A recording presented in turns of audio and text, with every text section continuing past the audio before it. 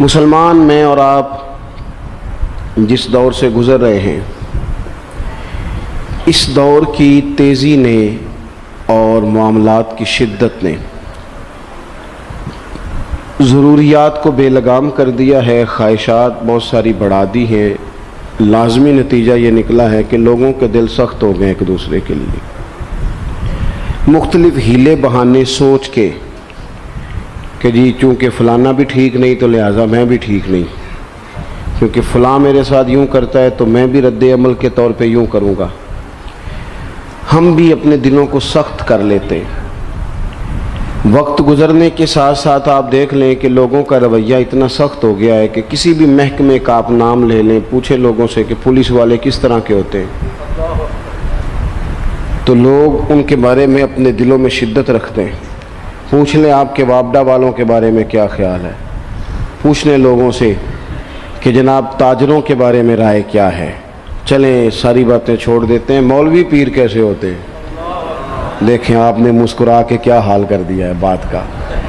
ہمارے ہاں شدت کی گئی ہر محکمے کے بارے میں، ہر شخص کے بارے میں۔ نتیجتاً کیا ہوا کہ طبیعتیں سخت ہو گئیں۔ یعنی یہ ضروری نہیں ہوتا کہ ہر بہو نافرمانی ہو، لیکن اس کی بہت پہلے تربیت کی گئی تھی، اسے بار بار کہا گیا تھا کہ جب تو ساس کے پاس جائے گی تو لگ پتہ جائے گا۔ تو بیچاری کا پہلے سے ہی ذہن تھا کہ ساس کسی خطرناک چیز کا نام ہے، پہلے سے اسے بتایا گیا تھا۔ ساس کو بھی کہا گیا تھا کہ جب تیرے گھر آئے گی نا بہو تب تجھے سمجھ آئے گی، تو پہلے سے ذہن سازی کر دی گئی تھی۔ تو ہم مزاج کے لحاظ سے آہستہ آہستہ ایک دوسرے کے حق میں سخت ہوتے گئے۔ میرے رسول پاک صلی اللہ علیہ وسلم کا جو پیغام ہے وہ احساس کا پیغام ہے، کسی کا احساس کرنا، اپنے دل میں کسی شخص کے لیے گنجائش پیدا کرنا، مختلف چیزیں سوچ کر اچھے گمان کر کے رب کی مخلوق کے بارے میں بہترین رائے قائم۔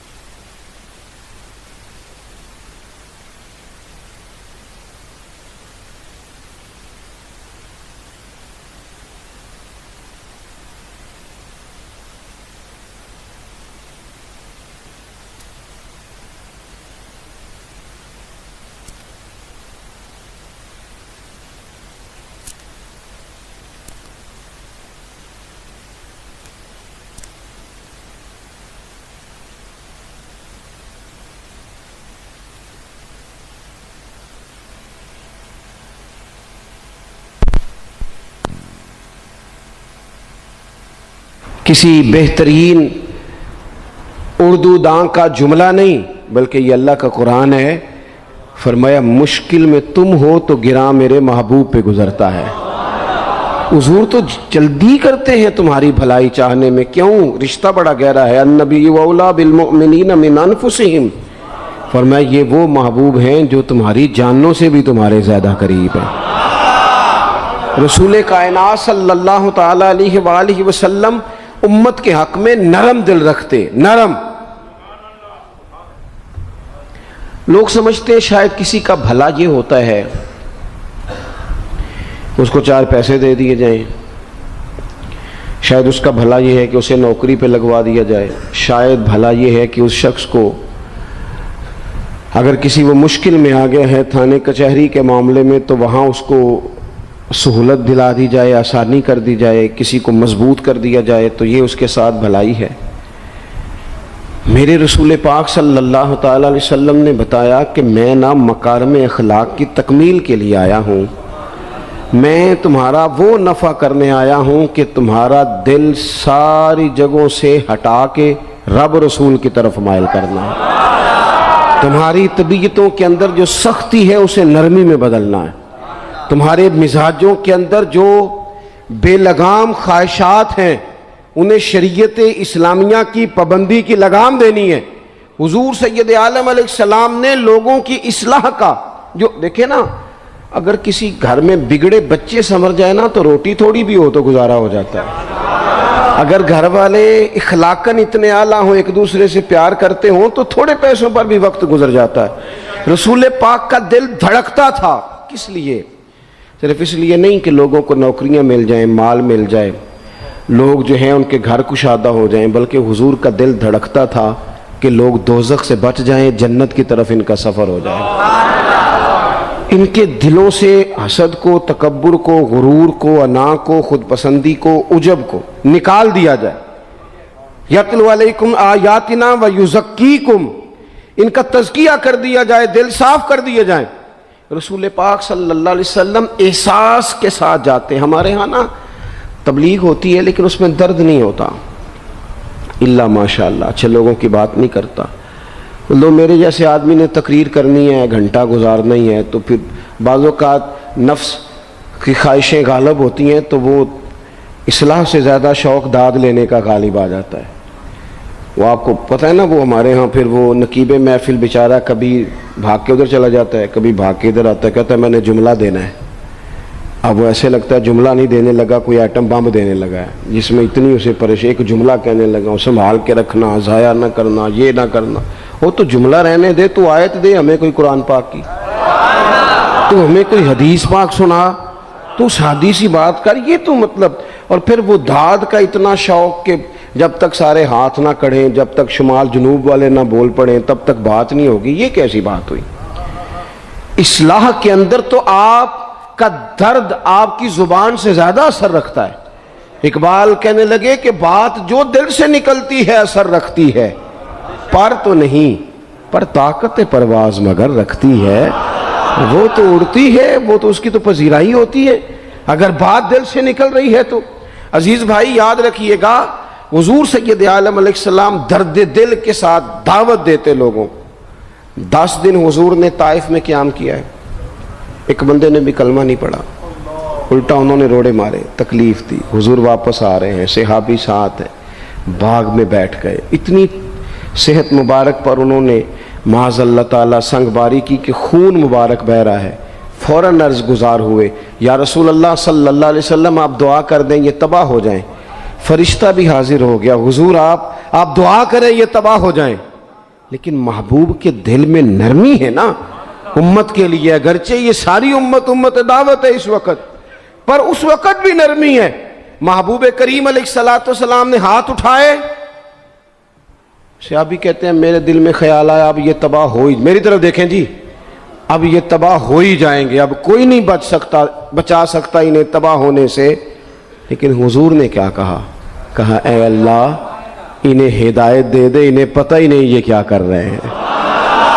فوراً عرض کی یا رسول اللہ ایک نے بھی کلمہ نہیں پڑھا، ایک نے بھی کلمہ نہیں پڑھا۔ کبھی پتھر مارنے کے والے کے لیے بھی دل میں احساس ہوتا ہے، ہمیں تو کسی نے کچھ بھی نہیں کہا، کوئی گالی نہیں دی، کچھ نہیں کہا، پر ہم سخت کیوں ہیں بھلا؟ وہ ہمارے پیچھے نہیں چلتا ہاتھ باندھ کے، جی میں ہاں نہیں ملاتا، تو ہمارا دل اس کے لیے سخت ہے۔ دو ہی تو بندے ٹھیک ہے دنیا میں، ایک میں ٹھیک ہوں اور ایک جو میری ہاں میں ہاں ملائے پوری وہ ٹھیک ہے۔ دونوں ہاتھ باندھ کے پیچھے چلے، تیسرے کو میں کیسے ٹھیک ہونے دیتا ہوں؟ میرا مزاج ہی نہیں، اللہ ماشاءاللہ ہماری طبیعت ہی نہیں ہوتی ایسی۔ خدا کے بندو جب دل کشادہ ہوں، طبیعتیں کھلی ہوں، پھر اس طرح کا تھوڑی مزاج ہوتا ہے۔ کریم محبوب صلی اللہ علیہ وسلم سے عرض کی حضور ایک نے بھی نہیں کلمہ پڑھا، اور پھر بھی آپ کے دل میں اتنی وسعت ہے، آپ ہدایت کی دعا کر رہے ہیں۔ 10 دن لگائے، ایک شخص بھی نہیں آ رہا، تو محبوب کیا فرمانے لگے؟ کریم فرمانے لگے مجھے پتہ ہے انہوں نے تکلیف دی ہے، ایک نے بھی کلمہ نہیں پڑھا، جلدی نہ پریشان ہو جایا کریں۔ کچھ لوگ جلدی کچے جملے بوئے، ساڈی قوم نہیں ٹھیک ہو سکتی جی، ایسمو لگتا کچھ نہیں ہو سکتا دی، یہ نہیں ٹھیک ہو سکتے، فلانے نہیں ٹھیک ہو سکتے۔ شکوہ ظلمت شب سے تو کہیں بہتر تھا، اپنے حصے کی کوئی شمع جلاتے جاتے. اللہ کے حبیب صلی اللہ علیہ وسلم سے عرض کی یا رسول اللہ صلی اللہ علیہ وسلم ایک بھی نہیں مانا اور آپ نے پھر ہدایت کی دعا کی. تو یہ میرے محبوب کا امید کا طریقہ ہے. کریم فرمانے لگے اگر آج یہ نہیں مانتے تو پھر بھی تباہی کی دعا نہیں کرنی. یہ نہیں مانتے تو ان کی آنے والی نسلیں مان جائیں گی. مان جائیں گے لوگ. اپنے دل میں جب آپ نرمی لے آتے. ہمارے نا سینکڑوں نوجوان گناہوں میں چلے گئے ایک ایک علاقے سے. جو آدمی گناہ میں مبتلا ہوتا ہے نا وہ سخت تکلیف میں ہوتا ہے. انسان کو جو چیز سب سے زیادہ ستاتی ہے وہ اس کی اپنی غلطیاں ہوتی ہیں. حدیث میں فرمایا ما حاک فی صدرک، کھٹکتا ہے سینے میں، چبھتا ہے گناہ. یہ تکلیف دہ معاملہ ہوتا ہے. تڑپتے ہیں لوگ، سسکتے ہیں. لیکن روایتی انداز سارا جب ہماری مجالس اور محفل میں ہو جاتا ہے، کوئی نہیں وقت دینے والا، پیار کرنے والا، تھپکی دینے والا، بازو تھام، کوئی نہیں. ایک تقریر وہ ہے جو میں آپ سے کرتا ہوں، بس ٹھیک ہے گھنٹہ گزارنا ہے تو وہ بھی کئی میری طرح کے لوگ ہیں جو جمعرات کو فیصلہ کرتے ہیں سویرے کیا بیان کرنا ہے.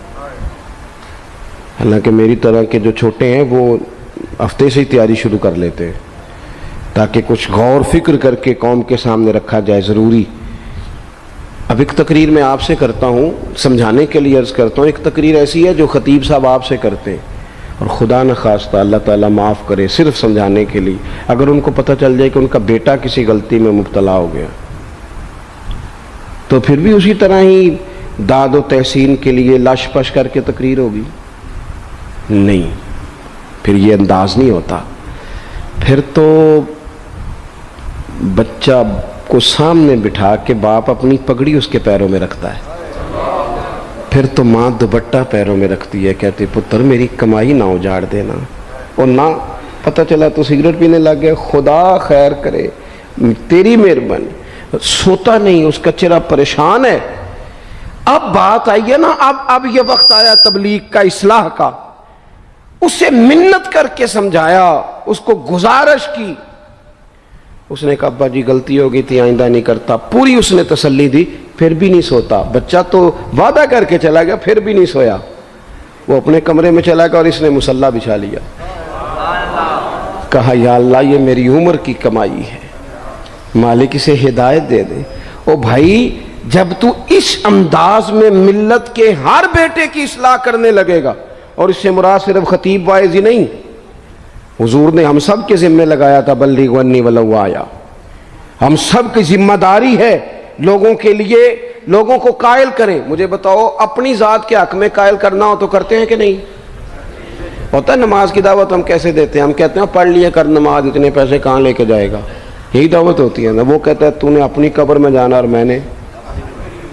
یہ تو ہے ہمارا دین کے حق میں. وہ محفل میں آنا اگر ٹائم ملا تو ٹھیک، یہ ہے دین کے حق میں. اور جب اپنی باری آئے، کسی سے 50,000 روپے چاہیے تھے، فون کیا اس کو،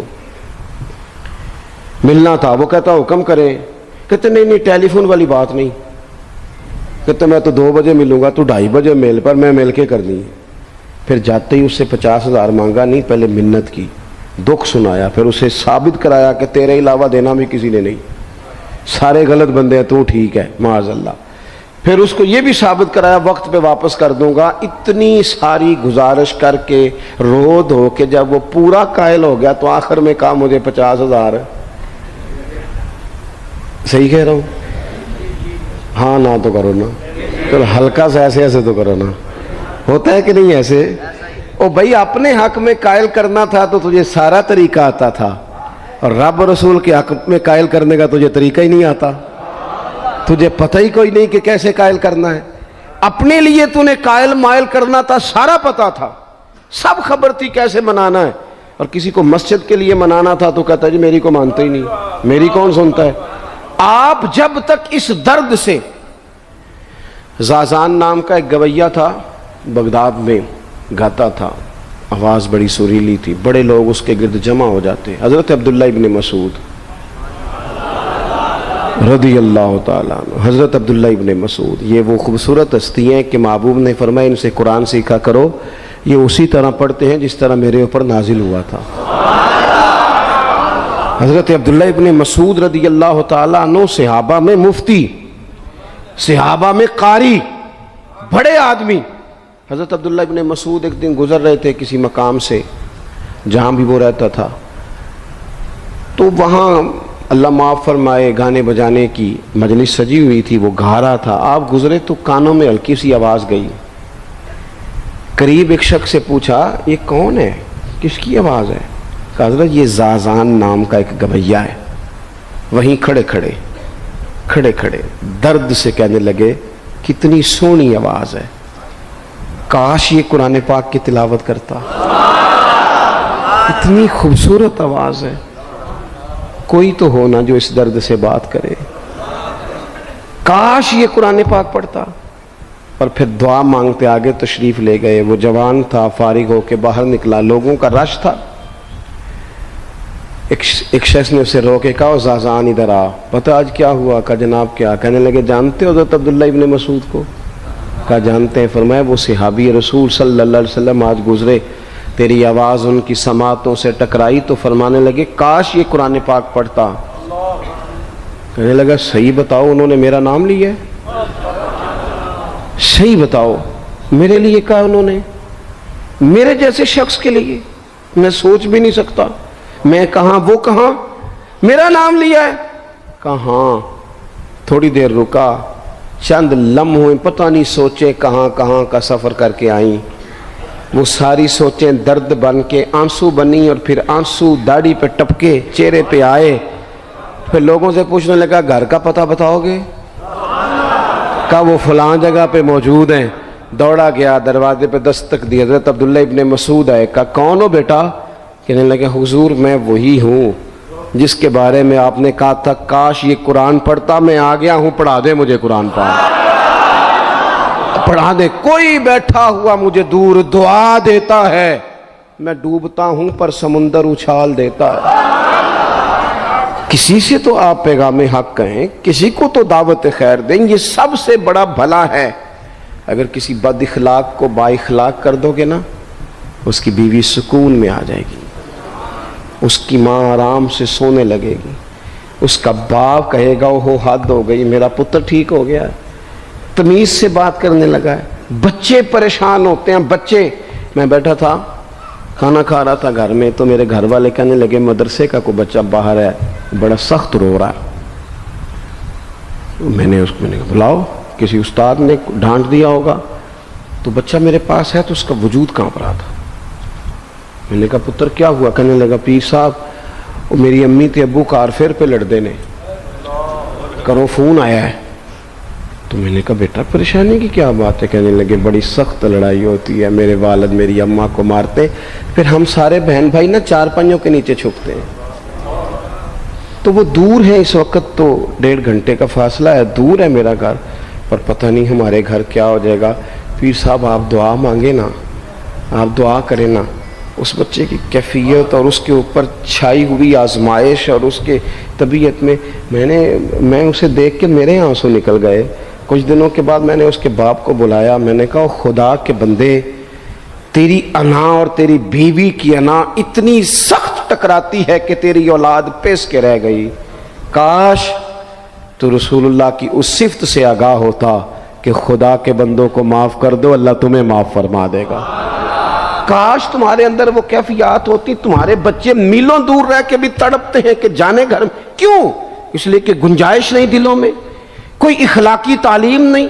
ہم نے اپنے گھروں کو خود اپنے ہاتھوں سے اتنا آزمائش کا گھڑا بنا لیا ہے. لڑائیاں، جھگڑے، مصیبتیں. کیوں؟ کہ پیسوں کی تو تبلیغ روز ہوتی ہے کہ کمانے چاہیے، مال کی تبلیغ تو روز ہوتی ہے، درد نہیں بٹتا، اخلاق کی بات نہیں ہوتی. او سجنوں، ہمارا غریب گھر تھا، پر میرے ابا جی جب گندم کا سیزن ختم ہوتا گھر میں لے کے آتے تو ہمارے گھر کے سین میں کھڑے ہو کے فرماتے لو پتر کسی دا گھر وال نہیں تکنا. میں دانے پاتے نے پھڑو لیتے تھے تو اڈی ماں نے اچار پا دیتا ہے. آپ پرواہ نہیں. اس سادگی کے ساتھ، اس آسانی کے ساتھ گزارا ہوتا تھا. میں نے ایک دفعہ کہا، میں نے کہا ابا جی لوگ بڑا بڑا پیغام دیتے ہیں پیسے کماؤ پیسوں، آپ نہیں دیتے پیغام. چلیں یہ بتا دیں کوئی شے پسند نہیں کھانے میں؟ कहने लगे बेटा भूख लगी हो तो हर शय पसंद हो, न लगी हो तो नखरा ही नखरा। अगर तलब होगी तो ये भी तुम्हें नफा देगा, लेकिन अपने घर में सुकून रखना, इत्मीनान रखना, इस टेंशन से अपने एक दूसरे को इखलाक का सबक पढ़ाएं, दिलों की नरमी का दर्स दें, थोड़ी सी कोशिश करें जिससे हमारे घर बच जाएं। और अगर कोई बंदा गुनाहगार नजर आए तो उस पर तनकीद ना करें, तनकीद ना करें, मुझे सही बताना दिल पे हाथ रख के। खुदा न खास्ता किसी का बच्चा बच्ची माज अल्लाह अल्लाह बचाए सबको बिगड़ जाए तो क्या वो चौक में खड़े होकर चस्के ले ले के बताएगा कि बच्चा मेरा बिगड़ गया? बोलो, सारे बोलो जल्दी से। तो फिर पड़ोसियों का बच्चा बिगड़ा है तो फिर चस्के क्यों लिए? गली में किसी की बेटी से माज अल्लाह खुदा न खास्ता कोई ऐसी गलती हो गई तो जगह जगह बातें की, तियां सांझियां नहीं होंदियां। अपने बच्चे के बारे में जब तू कहते छुप जाए बात, देखना। हजरत सैयदना जुनैद बगदादी कहते हैं मेरे मामू थे हजरत श्री सख्ती, मैं अपने मामू से ही बैत था, उन्हीं की खिदमत में रहता था। फरमाते हम जा रहे थे, एक दिन उन्होंने छड़ी पकड़ी है, एक हाथ में मुझे थामा। थोड़ा आगे गए तो रश था, चंद लोग खड़े थे। तो हजरत श्री सख्ती मुझसे कहने लगे जुनैद देख तो सही रश क्यों है। तो मैं गया तो एक नौजवान शराब पी है, माज़अल्लाह नशे में धुत लेटा है, इर्द गिर्द लोग खड़े, और वो चूंकि पूरी तरह उस पर नशा गालिब है तो ऑल फॉल बातें कर रहा है, लोग भी उसके साथ जो है वो हंसी मजाक कर रहे हैं, उसका मजाक उड़ा रहे हैं, रश है। मैंने आके कहा हुजूर दफा करें, एक शराबी लेटा है, लोग भी मजाक उड़ा रहे हैं और बस ऐसे शुगर लगा हुआ है। सारे लोग तमाशबीन नहीं होते। हाँ, हजरत फरमाने लगे नहीं जुनैद ऐसे कैसे चले जाएं, चल ना मुझे ले चल। कहते हैं बूढ़े शेख, हाथ मैंने थामा तो वहां ले गया। हजरत ने लोगों को डांटा, चलो दौड़ो। पुराने जमाने में लोग बुजुर्गों की हया करते थे, सब लोग वहां से छट गए। कहते हैं मुझे फरमाने लगे जुनैद जा प्याले में पानी ला। कहते मैं एक प्याले में पानी भर के लाया, उन्होंने अपने बूढ़े हाथों से उसका मुंह धोया, उसके चेहरे पे पानी डाला, उसका मुंह साफ किया, फिर उसे खड़ा किया, उसे घर भेजने को कहा। कहते हैं वो वहीं एक कोने में साइड पे हो गया तो हजरत ना मुंह धो के ना थोड़ी देर चुप कर गए।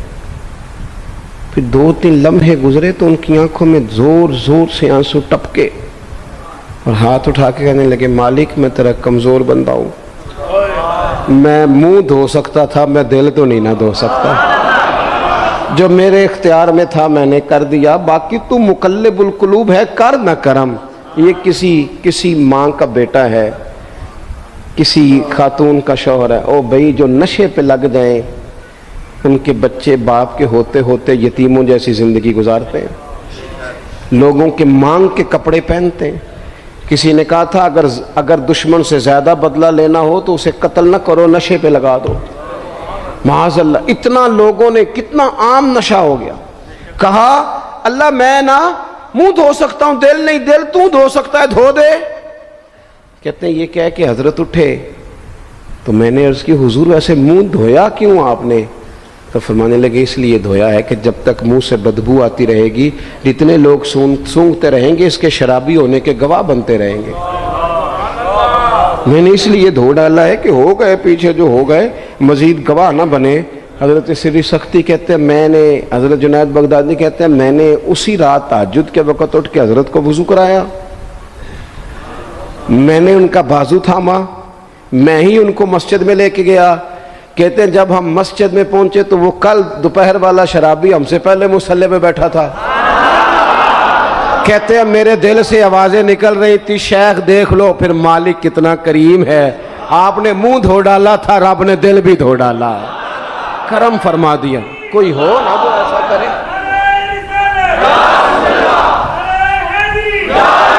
आओ ना संगियों मिले, एक दूसरे का मुंह तो धोना शुरू करें ना। आओ ना एक दूसरे को यहां तक वुजू का पानी तो फराहम करें ना, कुछ तो खैर तकसीम करे। अखलाक की तरबियत का मैं देखता हूं हमारे वतन में इज़्तिराब है, बेचैनी है, इस तरह का माहौल बनाया गया है कि लोग एक दूसरे के हक में सख्त हो गए, मिजाजों में तलखियां हैं, लड़ते झगड़ते नाराज होते लोग, बिगड़ते कोसते डांटते शिकवे करते लोग। शिकवा जो होता है ना ये बंदे को बेचैन कर देता है। शुक्र बंदे को सुकून में मुब्तला करता है। शिकवे आजमाइशें अपने दिलों में वुसअत लाएं, एक दूसरे को इस्लाह की तरफ लाएं, एक दूसरे को पैगाम दें, एक दूसरे की तरबियत करें। थोड़ा सा हौसला, थोड़ा सा सब्र, थोड़ी सी गुंजाइश अपनी तबीयतों में पैदा करें। अपने बच्चों पर सबसे ज़्यादा निगरानी ये करें कि उनका इखलाकी मेयार क्या है। अगर मैं और आप खुदा न खास्ता बच्चों को सिर्फ ये तरबियत देंगे ना कि वो पैसा पैसा पैसा पैसा, शादियां भी पैसे देख के करेंगे, तो याद रखना फिर एक दिन वो ये भी कहेंगे कि अब्बा काश तो को ढाबे का काम करता तो आज हमारे पास भी पैसे होते। फिर बाप से भी पैसों का ही मुतालबा होगा। फिर लोग माँ बाप भी पैसों के लिए छोड़ के चले जाते हैं। फिर जब आपने तरबियत ही जिस चीज की थी तो नतीजा भी तो वही बरामद होगा। ये तो नहीं हो सकता कि बंदा बीज कोई और लगाए और दरख्त कोई और निकले, ये हो नहीं सकता। अगर हम अपने बाप से रोज झगड़ा करेंगे 5 मरले के लिए, तो याद रखना फिर हमारा बेटा 1.5 मरले के लिए भी झगड़ा करेगा। फिर मामला इस तरह का मुरतब होगा।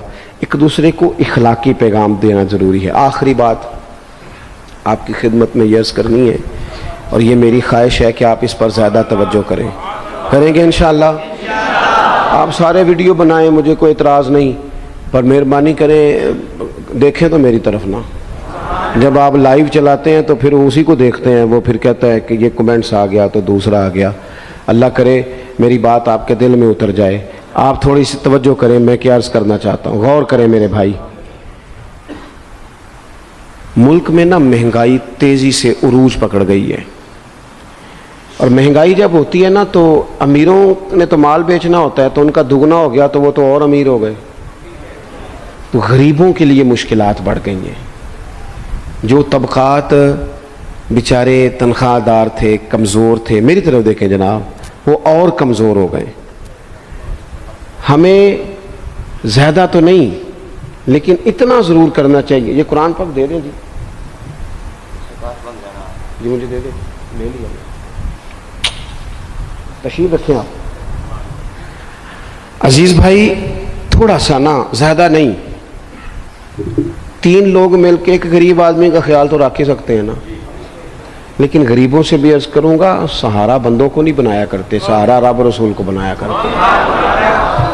किसी से थोड़ी सी मदद लेना तो ठीक है, चलो आगे जाने के लिए थोड़ा सा सहारा ले लें कि अब मुश्किल है तो ये क्रॉस नहीं हो रहा रास्ता, थोड़ा सा सहारा तो ले लें। लेकिन जो लोग मुस्तकिल सहारों पे आ जाते हैं, उनका तो फिर अपनी ताकत ही सारी ख़त्म हो जाती है। गर्दन को झुका देता है खैरात का पत्थर, जहाँ में मांगने वालों के सर कभी ऊंचे नहीं होते।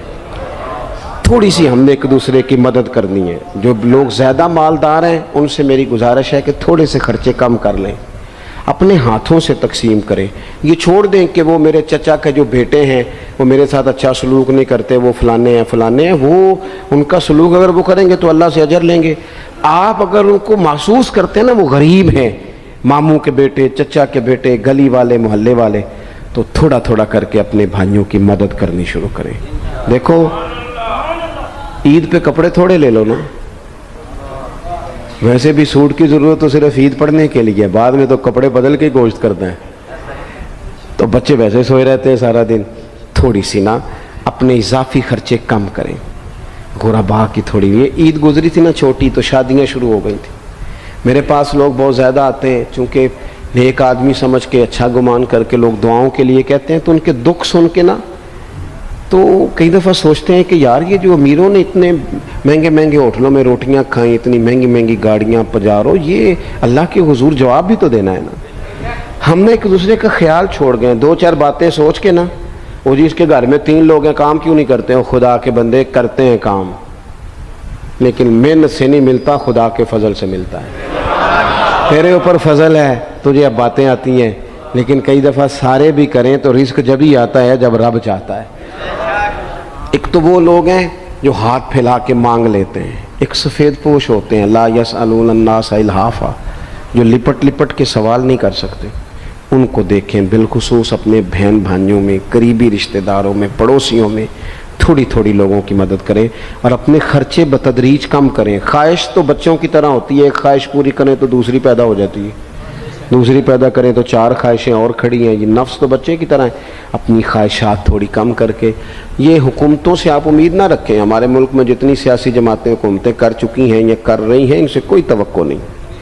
یہ بیچارے تو اپنے جھگڑوں سے ہی باہر نہیں آتے. انہیں کیا خبر کہ غریب کہاں بستا ہے. جب تک بندہ وہاں سے ہو کے نہیں نہ گزرتا جو اصل جگہ ہے.